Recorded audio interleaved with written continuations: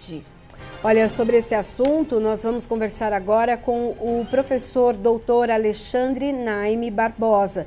Ele é chefe de infectologia da Unesp. Bom dia, doutor Alexandre. Seja bem-vindo aqui ao Jornal da Rede Alesp. Muito bom dia a todos do Jornal da Rede Alesp. É um prazer estar com vocês. Doutor, qual que é a importância do oxímetro para os pacientes que têm diagnóstico positivo e estão em casa? Na verdade, essa recomendação da Organização Mundial de Saúde já vem sendo implantada nos mais diferentes serviços do Brasil há bastante tempo.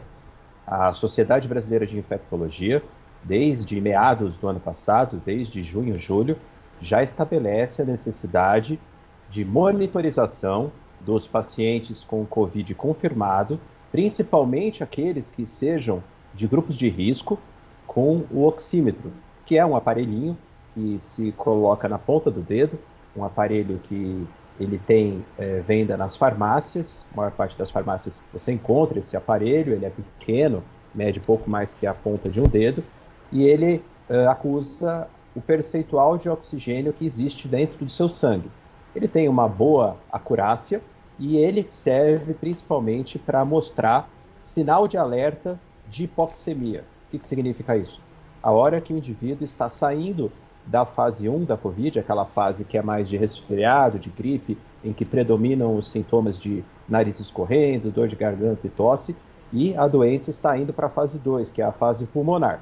Então, quando essa saturação, o percentual de oxigênio, cai abaixo de 94, fica entre 94 e 93, é hora de procurar atendimento médico urgente para que seja realizada a investigação e verificada a necessidade de internação hospitalar para reposição de oxigênio. Então, esse é o mais preciso a forma de fazer um segmento de um paciente COVID. Retomando, o paciente começa lá com sintomas respiratórios altos, dor de cabeça, tosse, febre baixa, nariz escorrendo, dor de garganta, procura inicialmente o atendimento médico até para fazer o teste, né, o teste do RT-PCR, o teste do cotonete, e aí ele é colocado em observação em casa com esse saturômetro, com oxímetro digital, com esse aparelhinho, principalmente os que são grupos de risco. Se o paciente evoluir bem, entre 7 a 10 dias, 90% das pessoas se comportam assim, a doença foi benigna, autolimitada. Agora, se começar a aparecer a tal da hipóxia, menos de 94, 93 no oxímetro, é o momento de procurar o hospital. Doutor, o senhor, eu acho importante a gente fazer um esclarecimento com relação a isso, até para as pessoas não irem procurar o oxímetro sem necessidade. Ele só vai ter essa função se o paciente já estiver diagnosticado com Covid. Ou é possível que, através da oscilação que apareça no aparelho, a gente pode ser um indicativo de que a pessoa está contaminada. É possível dessa forma? Não. O oxímetro, como você bem disse, ele serve para pessoas que já têm o diagnóstico de Covid. Portanto, é essencial, como eu falei na primeira parte da pergunta, que ao menor sinal suspeito de Covid numa pandemia, que é dor de cabeça, febre baixa, dor de garganta, nariz escorrendo, tosse, dor do espero-corpo, prostração, seja procurado atendimento médico na sua cidade. Cada cidade se organizou para fazer um tipo de atendimento. Tem umas que têm telemedicina, outras que fazem atendimento nas unidades básicas de saúde, tem outras que têm centrais Covid. Independente da organização, você vai ao médico para que seja até pedido o teste, né? E o teste padrão ouro é o RT-PCR, o teste do cotonete, o suave nasal. E, caso dê positivo, a pessoa fica em monitorização com esse saturômetro. Lembrando duas coisas. Primeiro, existe alguns programas, principalmente para pessoas de menor renda, que esses saturômetros são emprestados. Nós, da Sociedade Brasileira de Infectologia, fizemos um programa e fornecemos 5.000 desses aparelhinhos, principalmente para municípios onde tem pessoas de baixa renda. Esse aparelhinho na farmácia, só para vocês terem uma ideia, ele custa por volta de R$ 150 a R$ 170. Então não é todo mundo que pode comprar, infelizmente, no Brasil. E por isso essa distribuição que nós da Sociedade Brasileira de Infectologia fizemos. E só deve ser comprado, como você bem mesmo disse, em casos confirmados de Covid, em que haja orientação médica para isso, e também, principalmente, naquelas pessoas que têm mais risco de Covid grave. Se for, por exemplo, um paciente jovem de 30, 35 anos, sem comorbidade, ele não vai precisar se preocupar com isso, porque muito provavelmente ele vai ficar só na Covid leve. Depois de 7 a 10 dias, os sintomas respiratórios altos vão embora. Agora, se for, por exemplo, um idoso de 89 anos que já tenha diabetes, hipertensão, obesidade, já tenha tido infarto no passado, aí é diferente. Essa pessoa precisa ficar nessa monitorização em casa, porque o aparelhinho detecta a hipóxia precoce. Esse é o grande problema da Covid. A Covid, às vezes, não manifesta sintomas. A pessoa, no início, não se sente muito cansada, não sente muita falta de ar. É um desconforto respiratório silencioso, mas o aparelho acusa. O saturômetro mostra menos que 94, menos que 93, e aí o atendimento médico precoce, principalmente com reposição de oxigênio, consegue mudar a história natural da doença.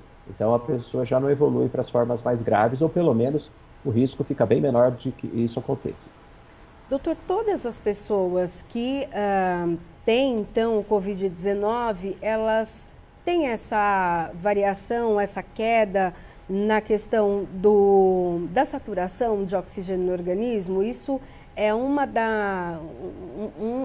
das consequências, né, da doença. Então, todas as pessoas com Covid têm essa situação. E o senhor falou, então, eu só queria que o senhor repetisse também o nível, quando a pessoa, então, usar o aparelhinho e ela perceber que ali ela precisa realmente, mesmo que não tenha, ela não se sinta mal, mas que ela precisa ir ao hospital porque a saturação está muito baixa. Não é toda pessoa que tem Covid que vai precisar comprar o aparelhinho ou que vai ter repercussão pulmonar. Como eu disse, 90% dos pacientes vão ficar somente na Covid leve, que é a infecção viral no nariz, na garganta, no trato respiratório alto, na mucosa do trato respiratório alto. Então, principalmente pessoas mais jovens, pessoas sem comorbidade, não vão evoluir para a fase 2. Vão ficar só nessa fase 1, que é semelhante a um resfriado, a uma síndrome gripal. Agora, entre 10 a 15% das pessoas, principalmente pessoas com mais de 60 anos, obesidade, diabetes, hipertensão, doença coronariana prévia, infarto, no passado, por exemplo, pessoas que tiveram AVC, doença renal crônica. Então, essas pessoas têm mais risco de evoluir para a forma pulmonar, que é essa fase 2. E aí o aparelho detecta muito precocemente, na fase que a gente chama de 2A. E aí é a hora que se você interna esse paciente e dá ele oxigênio, você impede a fase 2B, que é uma fase crítica, uma fase já grave, que o paciente entra em insuficiência respiratória, e principalmente impede a fase 3, que é a perigosa da Covid, que mata, que é aquela fase da pessoa que vai para a UTI. Então, detectar a hipóxia precoce, a hipóxia silenciosa, é essencial para que o oxigênio seja feito no momento certo, evitando as progressões. Qual é o limite? O ideal é que esteja de 95% para cima, 95% para cima. Estando consistentemente entre 94, 93 e abaixo desses valores, é necessário procurar um atendimento médico para que seja feita uma avaliação. É nesse caso, nesse paciente que dá 93, 92% de oxigênio no sangue com esse aparelhinho, que a gente vai pedir a tal da tomografia para ver o grau de comprometimento pulmonar. Nós vamos pedir outros exames de sangue, como por exemplo a gasometria para quantificar os gases, principalmente o oxigênio dentro do sangue e uma série de outros exames. É esse paciente que demanda maior atenção, porque ele corre risco então de entrar nas fases mais graves, mas o saturômetro, o oxímetro digital, nos permite uma detecção precoce e, então, uma atuação no momento crítico para mudar a história natural da doença da Covid-19. Doutor, o senhor me perdoe até enfatizar essa questão dos níveis, porque eu acho que é importante até para a gente não confundir o pessoal de casa. Uma pessoa que tem uma outra doença, que também tenha comprometimento pulmonar, ela pode ter um nível de saturação abaixo de 94 ou não? Pode sim. Essa é uma condição bastante particular. Vocês me desculpem eu ter pego a minha pasta aqui, é que eu vim mostrar, eu lembrei que eu tenho o saturômetro aqui, né? Porque obviamente eu uso isso para cuidar dos meus pacientes, né? E esse é um aparelhinho muito simples, pequeno, então você liga ele, coloca no dedo e ele vai daqui a pouco mostrar a saturação, a quantidade. Então veja que no meu caso eu estou com 96, 95% de oxigênio no sangue, bem, 94%, doutor, tá tudo bem. porque eu estou falando bastante, né? Então a gente vai gastando oxigênio. É um aparelhinho simples e que te dá uma noção muito boa de quantos por cento você tem de oxigênio no sangue. Mas o que você pontuou é verdade. Alguns pacientes que têm uma doença chamada doença pulmonar obstrutiva crônica, que é uma doença principalmente causada pelo abuso do cigarro, tabagismo durante muito tempo, eles podem ter uma saturação mais baixa. E aí mas esses pacientes já têm esse diagnóstico. Então, nesses pacientes, a queda de saturação, por exemplo, se o basal dele era 92, então ele não pode ficar abaixo de 92. Se ele tiver 90, 89, 80, aí no caso dele é diferente, porque ele já sai do basal menor. Mas é um grupo seleto de pacientes. A grande maioria são os valores que eu falei. 95 para cima está ótimo, a 94 já começa a acender o sinal amarelo, de 93 para baixo tem que procurar o hospital. Eu até enfatizei isso, doutor, porque a minha preocupação é que, por exemplo, tem asma, de achar que o dela vai necessariamente dar menos. Então o senhor já esclareceu que não é esse caso, é um caso mais específico, então já fica bem esclarecido. A do senhor está ótima. Doutor... Não, tá muito boa. É porque eu estou falando rápido, né? Então, Aliás, essa é uma dica importante, viu? Você não deve fazer a saturometria depois de fazer alguma atividade física ou depois de você falar muito. Então, por exemplo, se você subiu uma escada, se você estava lavando a louça, você tem que esperar uns 5 minutos, né? Fica sentado, espera para fazer a saturometria. Porque conforme você está fazendo algum esforço respiratório, a saturação cai um pouco, isso é normal. Então, essa saturometria tem que ser medida em repouso. Doutor, para a gente terminar, então, como as pessoas conseguem, então, acesso? Aquelas que não conseguem comprar, não têm condições de comprar o equipamento, é fácil encontrar, é fácil ter acesso pela sociedade? Então, como é que funciona, né? Quem tem condição, obviamente, né, é um excelente investimento para ter mais segurança durante o período Covid.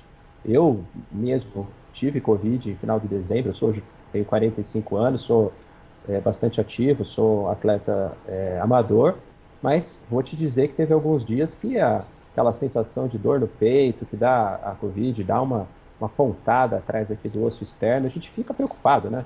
E o saturômetro dá uma boa segurança. Você olha lá, não, tá 95, tá 96, eu tô bem. Então, quem puder comprar é um bom investimento. Agora, é óbvio que grande parcela da nossa população brasileira, infelizmente, não tem condição de investir 160, 170 reais nisso. Aí, nesse caso, é necessário fazer contato com as secretarias municipais de saúde de cada cidade, com o posto de saúde, para verificar a disponibilidade.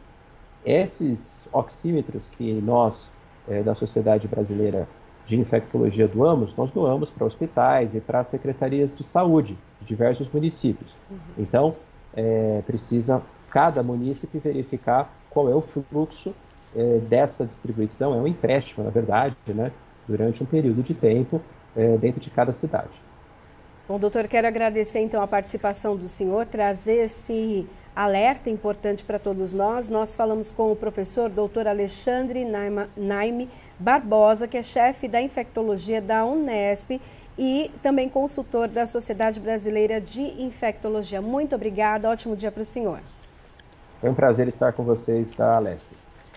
O Jornal da Rede Alesp fica por aqui. Só